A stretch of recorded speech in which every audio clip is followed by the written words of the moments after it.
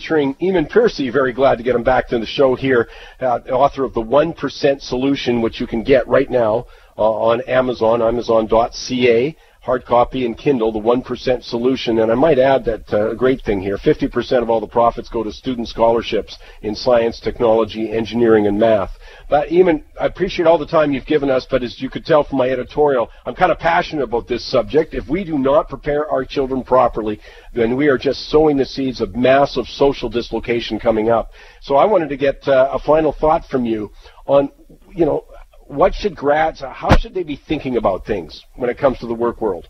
Well, thanks very much, Mike, for the opportunity to be on the show. And you did a great job in laying out the changes that are happening in the economy and how many of our grads and students are being taught industrial age or information age thinking when we're moving into an age of disruption or entrepreneurship.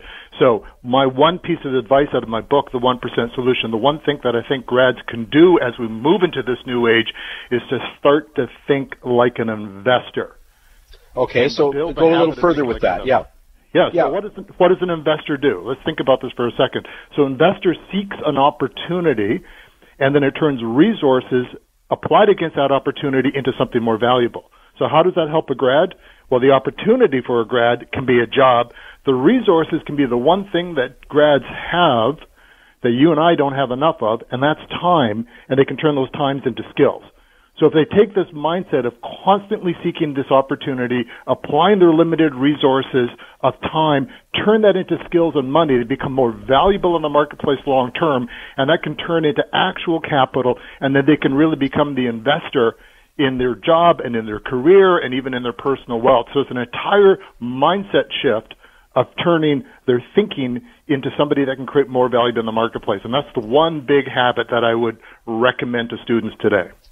And let me just elaborate, because I think I love that, because time that's what we've got, our time and our energy. You don't have to have a lot of money, but man, you can't squander that. So I love you talking about that's going to be the key, is to treat that stuff like gold when it comes to your time and your energy. Yeah, well, so many young people, they say they don't have enough money, which is true. It's hard when you're getting started and they don't have the skills. That's true. But they have time.